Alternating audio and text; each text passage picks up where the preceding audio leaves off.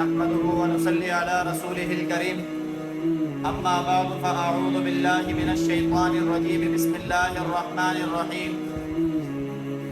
إن الله يأمركم أن تؤدوا الأمانات إلى أهلها وإذا حكمتم بين الناس أن تحكموا بالعدل إن الله نعم ما يعظكم به إن الله كان سميعا بصيرا فقال النبي صلى الله تعالى عليه وسلم إذا وسد الأمر إلى غير أهله فانتظر الساعة أو كما قال عليه الصلاة والسلام صدق الله وصدق رسوله النبي الكريم ونحن على ذلك لمن الشاهدين والشاكرين والحمد لله رب العالمين. میرے معزز سامعین، میں نے آپ کے سامنے قرآن کریم سورۃ النساء کی ایک آیت مبارکہ اور احادیث کے بے شمار مجموعے میں سے ایک حدیث مبارکہ تلاوت کی ہے. دعا ہے کہ اللہ رب العزت صحیح بیان کرنے کی توفیق عطا فرمائے، مجھے اور آپ کو اس پر عمل کرنے کی توفیق عطا فرما دے. اس آیت مبارکہ کے اندر اللہ رب العزت حاکموں کو حاکمیت کے منصب پر بٹھانے کے لیے ایک حکم ارشاد فرما رہے ہیں. وہ یہ ہے کہ اللہ رب العزت اس آیت میں بتا رہے ہیں کہ اللہ تمہیں حکم دیتے ہیں کہ تم امانتیں اہل لوگوں کے سپرد کر دو، اور جب تم لوگوں کے درمیان فیصلہ کرو ان تحکموا بین الناس تحکموا بالعدل، کہ جب تم لوگوں کے درمیان فیصلہ کرو تو عدل اور انصاف کے ساتھ فیصلہ کرو. ان اللہ نعم ما یعظکم بہ، اور بے شک اللہ رب العزت جو نصیحت کرتے ہیں وہ سب سے بہترین نصیحت ہے. ان اللہ کان سمیعا بصیرا، اللہ سننے والے ہیں، دیکھنے والے ہیں. نبی علیہ الصلوۃ والسلام نے اس حدیث مبارکہ کے اندر ارشاد فرمایا کہ جب معاملات نااہل لوگوں کے سپرد کر دیے جائیں تو پھر قیامت کا انتظار کرو. آج میں اور آپ دیکھ رہے ہیں کہ ہمارے ملک کے جو حالات چل رہے ہیں یہ اسی وجہ سے ہیں کہ ہم نے اپنے حکومت کے مناصب طے کرنے کے لیے قرآن اور سنت کے اصول کی احتیاط نہیں کی، قرآن اور سنت کے اصول کی پاسداری نہیں کی. ہم ان اصولوں کو چھوڑ کر اپنے بنائے ہوئے اصولوں کی بنیاد پر آگے بڑھتے چلے جا رہے ہیں اور ان مناصب کے اوپر ایسے لوگوں کو بٹھا رہے ہیں جو بالکل نااہل ہیں، جو بالکل اس حکومت کے مناصب سے نابلد ہیں، کہ جن کو پتہ ہی نہیں ہے کہ کیا کام کس کے سپرد کرنا ہے. ظلم کی تعریف وضع الشیء فی غیر محلہ، کہ ظلم وہ ہے کہ جو کسی چیز کو ہٹا کر اس کی جگہ کے علاوہ رکھ دیا جائے تو یہ ظلم کہلاتا ہے. آج ہمارے معاشرے میں یہی ہو رہا ہے کہ اگر ہمارے مناصب ایسے ہیں کہ جو کھیل سے تعلق رکھنے والے ہیں تو وہاں پر کھیل کے اندر مہارت رکھنے والے کو نہیں دیا جاتا بلکہ کوئی اور لا کر اس منصب پر بٹھا دیا جاتا ہے. اسی طریقے سے صحت کے معاملات کے اندر جو کھیل کے اندر اپنا کھلاڑی ہوتا ہے اس کو صحت کے معاملات کے اوپر بٹھا دیا جاتا ہے. تو نتیجہ کیا نکلتا ہے کہ جو کھیل کا میدان ہوتا ہے وہ برباد ہو جاتا ہے، اور اسی طریقے سے جو صحت کا شعبہ ہوتا ہے وہ ایک کھیل بن کر رہ جاتا ہے. اسی طریقے سے صحت کے شعبے کے اوپر ایک تجارت کرنے والے کو بٹھا دیا جائے تو وہ صحت کے شعبے کو تجارت بنا دیتا ہے. اسی طریقے سے معاملات کے اندر معاملات چلانے والے غیر اخلاقی لوگ بٹھا دیے جائیں تو وہ سارے کے سارے معاملات کو غیر اخلاقیت کی طرف لے جاتے ہیں. میرے عزیز سامعین، اللہ رب العزت نے جو اصول مجھے اور آپ کو بتایا کہ جب تم کسی کو کسی منصب کے لیے طے کرو، کسی منصب کسی کے حوالے کرنا چاہو تو سب سے پہلے اس کے اندر اخلاقیات دیکھا کرو کہ اس کے اندر اخلاقیات ہے یا نہیں ہے. پھر دوسرے نمبر پر وہ اس کام کی سمجھ رکھتا ہے یا نہیں رکھتا، تب تو اس کے کام حوالے کیے جائیں. اسی طریقے سے ہمارا ملک پاکستان کا آئین اور قانون ہمیں یہ بتاتا ہے کہ ساری کی ساری چیزیں اہلیت کی بنیاد پر کی جائیں. یہ جو ہمارے ملک کا قانون ہے، ہمارے ملک کے اندر جو آئین ہے، یہ بھی قرآن اور سنت کی روشنی میں بنایا گیا ہے. لیکن ہمارے ملک کے اندر یہ جو دوہرا معیار چل رہا ہے ہمارے ملک کے اندر، جو ظلم اور بربریت کا نظام چل رہا ہے ہمارے ملک کے اندر، جو عدل اور انصاف ناپید ہوتا چلا جا رہا ہے، وہ اسی وجہ سے ہو رہا ہے کہ ہمارے ملک کے اندر آج نہ عدالت ہے، نہ ہی اسی طریقے سے انصاف کا معاملہ، نہ ہی کارروائی کا کسی کا معاملہ، نہ ہی کسی وزارت کا معاملہ، نہ ہی کوئی صحت کا شعبہ، نہ ہی کوئی تعلیم کا شعبہ کسی اہل لوگوں کو سپرد کیا جا رہا ہے، بلکہ وہ نااہلیت اور نااہل لوگوں کے سپرد کیے جاتے ہیں، جس کی بنیاد پر آج ہم اس کا خمیازہ بھگت رہے ہیں کہ ہمارا ملک پٹری سے اترا ہوا نظر آ رہا ہے اور اس کو کوئی کامیابی کی سمت نظر نہیں آ رہی ہے۔ اگر ہم کامیابی چاہتے ہیں تو یہ قرآن اور سنت کے اصول ہمیں کامیابی کا رستہ دکھاتے ہیں۔ نبی علیہ الصلوۃ والسلام نے تو یہ فرمایا کہ اذا وسد الامر الى غیر اہلہ،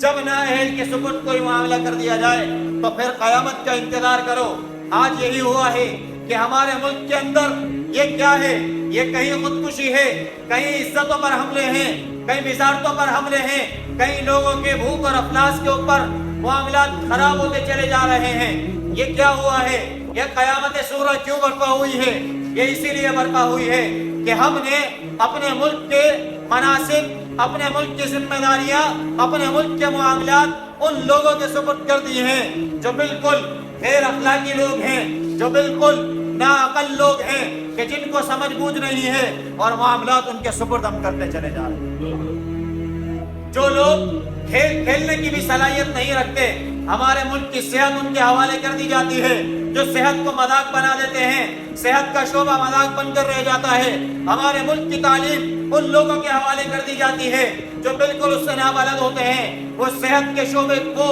تعلیم کے شعبے کو جہالت بنا دیتے ہیں کہ ان کو اخلاقیات نہیں پتہ ہوتی کہ اسکول کا ایک ٹیچر، اسکول کا ایک سکھانے والا استاد، اس کا عزت اور مقام کیا ہوتا ہے۔ اس سے وہ ناآشنا ہوتے ہیں۔ جب وہ ایک نااہل اس منصب پر بیٹھتے ہیں تو اس پورے شعبے کو برباد کر دیتے ہیں۔ اسی طریقے سے ملک کے سب سے بڑے منصب وزیر اعظم کے عہدے پر اگر ایسے شخص کو بٹھا دیا جائے کہ جس کے اندر فیصلہ لینے کی بھی صلاحیت نہ ہو، تو پھر یہ قیامت کا منظر ہے، اور قیامت صغریٰ ہو کہ عالمی سطح پر نہ ہو، ملکی سطح پر نہ ہو، لیکن علاقائی اور انفرادی سطح پر لوگوں پر قیامت برپا ہے کہ لوگ چاہ رہے ہیں کہ ہم خودکشی کر لیں، ہم برباد ہو جائیں، ہم ختم ہو جائیں، ہم مٹ جائیں، ہم قبروں میں چلے جائیں۔ مجھے بتائیں یہ کیوں ہو رہا ہے کہ ہمارے ملک کے مناصب پر نااہل غیر اخلاق لوگ بیٹھ گئے ہیں کہ جن کو بات کرنے کا بھی ڈھنگ نہیں آتا اور وہ ملک کے نظام کو چلانے کے لیے آگے بڑھ چکے ہیں۔ نبی علیہ الصلوۃ والسلام کے سامنے کہ ایک وقت میں یہود لڑکا اور لڑکی کا واقعہ لایا گیا کہ جی انہوں نے زنا کا معاملہ کیا ہے، تو نبی علیہ الصلوۃ والسلام اتنے بڑے منصب پر موجود ہیں کہ وقت کے حکمران بھی ہیں، امارت بھی ہے، نبوت بھی ہے، سارے کے سارے مناصب نبی علیہ الصلوۃ والسلام کے تھے، لیکن اس کے باوجود جب نبی علیہ السلام نے دیکھا کہ یہ کسی اور مذہب سے تعلق رکھتے ہیں تو صحابہ کو حکم دیا، بلکہ عبداللہ بن سلام رضی اللہ تعالیٰ عنہ کو کہا کہ جو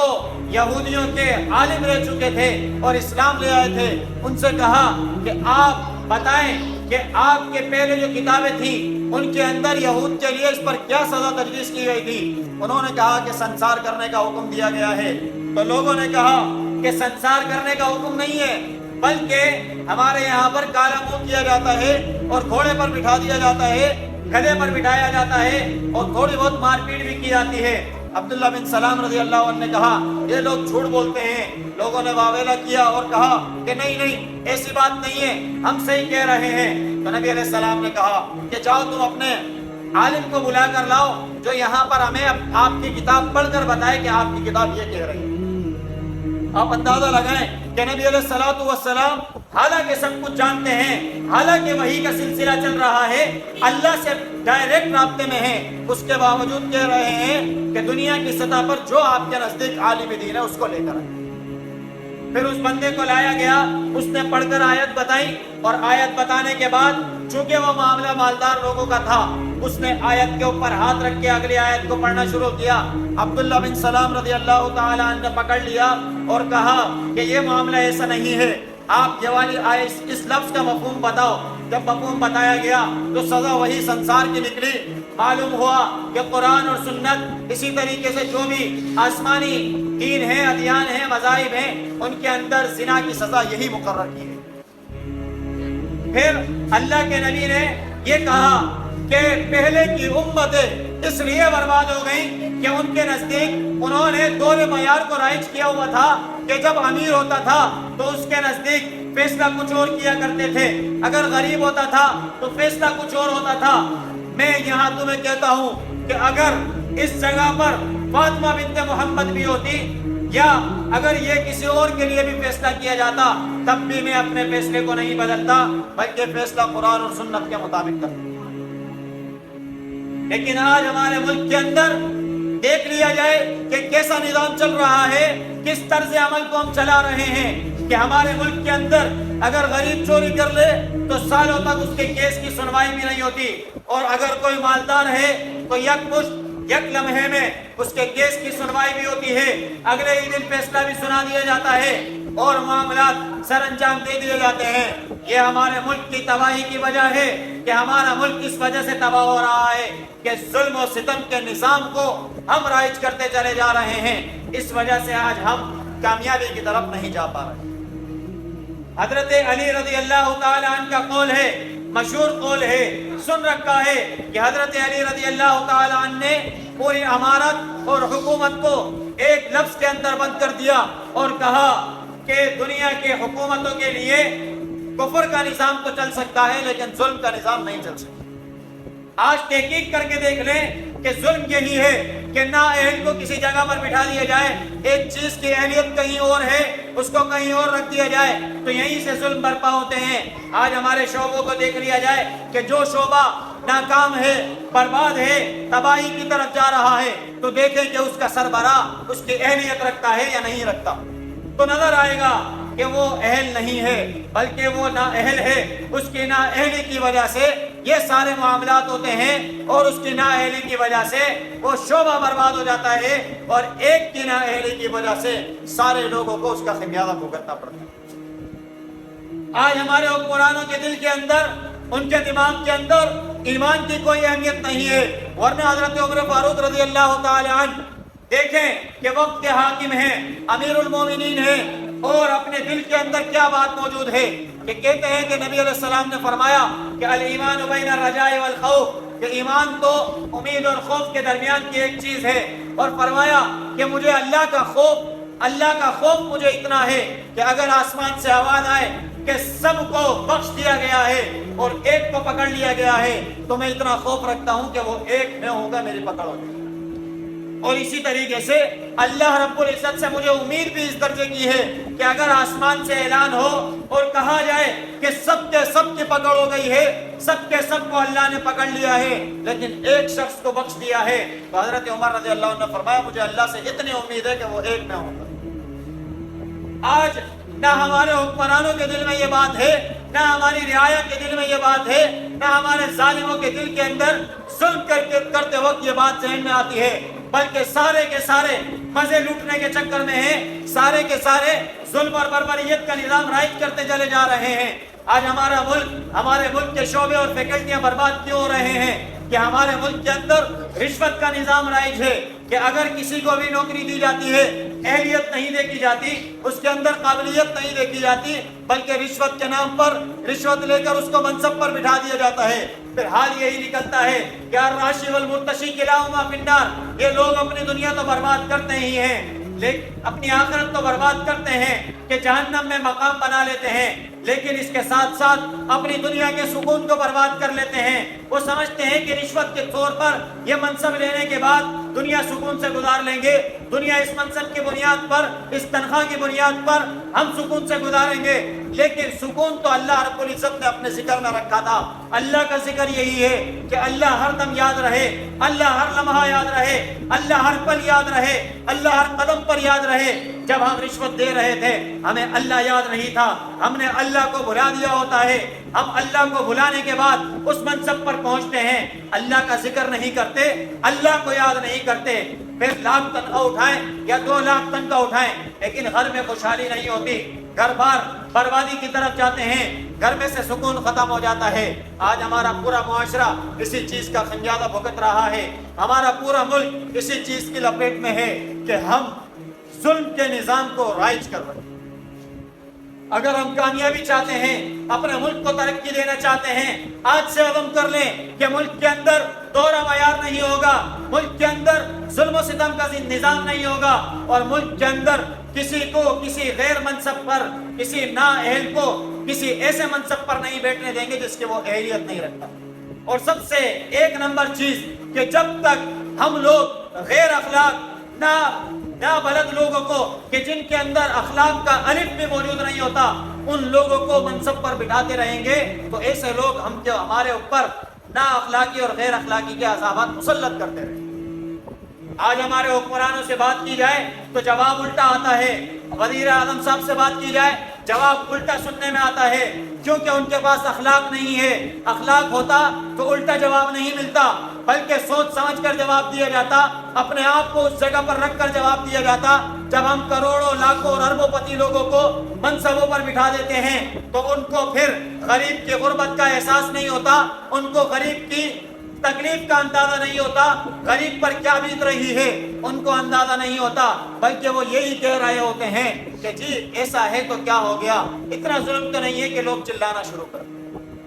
یہی اگر کوئی غریب آدمی ہوتا تو اس کو اندازہ ہوتا کہ جی 30,000 اور 50,000 میں گزارا کرنا مشکل ہے، لہذا غریب عوام کی چیخیں نکل چکی ہیں، غریب عوام کی روٹی ہم چھین چکے ہیں، غریب عوام کو نچوڑ ہم چکے ہیں، لہذا ایسے لوگ اللہ کا خوف رکھتے جیسا کہ حضرت عمر رضی اللہ تعالیٰ عنہ فرماتے ہیں۔ لیکن ہمارے ملک کے اندر، ہمارے حکمرانوں کے دلوں کے اندر نہ خدا کا خوف ہے، نہ ہی کسی اور کا خوف ہے، نہ ہی ان کے دلوں کے اندر ایمانی تقاضے موجود ہیں، بلکہ وہ قرآن اور سنت کی تعلیم سے ناآشنا لوگ ہیں، جو کہ قرآن اور سنت کی تعلیم سے ناآشنا ہونے کی وجہ سے ظلم کا نظام رائج کر رہے ہیں۔ اگر ہم ایسے لوگوں کو اپنے ملک پاکستان کی پاک سرزمین کے منصبوں پر بٹھائیں جو پاک قرآن مقدس کی تعلیم سے آشنا ہو، پاک قرآن اور حدیث کی تعلیم سے آشنا ہو، نبی علیہ الصلوۃ والسلام کی پاک سیرت سے آشنا ہو، تبھی اس پاک سرزمین پر پاک نظام رائج ہو سکے گا،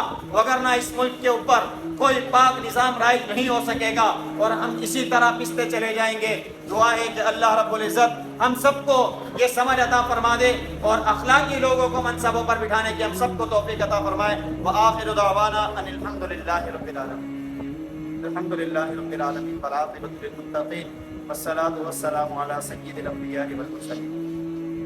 اللہم انت السلام و منک السلام، تبارک یا ذا الجلال والاکرام۔ اللہ کریم ہمارے یہاں بیٹھنا اپنی بارگاہ عالیہ میں قبول فرما۔ اللہ کریم قرآن اور احادیث کا سننا سنانا اپنی بارگاہ عالیہ میں قبول فرما۔ اللہ کریم حاضرین کی حاضری کو قبول فرما۔ اللہ کریم ہمارے صغیرہ کبیرہ گناہوں کو معاف فرما۔ اللہ کریم ہمارے ظاہری باطنی گناہوں کو معاف فرما۔ اللہ کریم ہمارے گناہوں کی وجہ سے یا اللہ جو اجتماعی طور پر عذابات آفتیں ہم پر مسلط ہیں، یا اللہ ہم آپ کی بارگاہ میں توبہ کرتے ہیں، یا اللہ ہماری توبہ کو قبول فرما۔ یا اللہ ان عذابات کو ہمارے اوپر سے ہٹا دے، یا اللہ ان آزمائشوں کو ہمارے اوپر سے ہٹا دے، یا اللہ ہمیں سکھ چین کی زندگی گزارنا عطا فرما دے، یا اللہ آرام اور راحت والی زندگی ہم سب کو عطا فرما دے۔ اللہ کریم قبلہ اول بیت المقدس کی حفاظت فرما۔ اللہ کریم حرمین شریفین کی حفاظت فرما۔ اللہ کریم ملک پاکستان کی حفاظت فرما۔ اللہ کریم ہمارے ملک کو امن کا گہوارہ بنا۔ اللہ کریم ہمارے ملک کو عدل و انصاف کا گہوارہ بنا۔ اللہ کریم ہمارے ملک کی اسلامی نظریاتی جغرافیائی سرحدات کی حفاظت فرما۔ اللہ کریم ہمارے ملک کو ظالموں سے نجات عطا فرما۔ اللہ کریم ہمارے ملک کے نظام کو، ملک کے نظام قرآن اور سنت کا نظام بنانے کی ہم سب کو توفیق عطا فرما۔ یا اللہ ہماری بہن ڈاکٹر عافیہ صدیقی کو جلد رہائی عطا فرما۔ یا اللہ ہمارے مسلمان جہاں جہاں پریشان حال ہیں، بیمار ہیں، مصیبت زدہ ہیں، تکلیفوں میں ہیں، یا اللہ تمام کی بیماریوں کو، پریشانیوں کو، تکلیفوں کو، مصیبتوں کو دور فرما۔ یا اللہ جتنے بے روزگار ہیں، یا اللہ تمام کو حلال طیب روزگار عطا فرما۔ یا اللہ جتنے برسرے روزگار ہیں، اللہ ان کے روزگار میں، کاروبار میں خیر و برکت عطا فرما۔ یا اللہ ہمارے ایمان، اعمال، گھر بار، کاروبار، ہر شے کی حفاظت فرما۔ یا اللہ ہمارے جتنے پیارے اس دنیا سے چلے گئے، اللہ سب کی کامل بخشش فرما۔ یا اللہ سب کی قبروں کو منور فرما۔ یا اللہ سب کو جنت الفردوس میں اعلیٰ مقام عطا فرما۔ اللہم رب ارحمہما کما ربیانی صغیرا۔ وصلی اللہ تعالی علی رسول خیر خلقہ محمد وعلی آلہ واصحابہ اجمعین، آمین برحمتک یا رب۔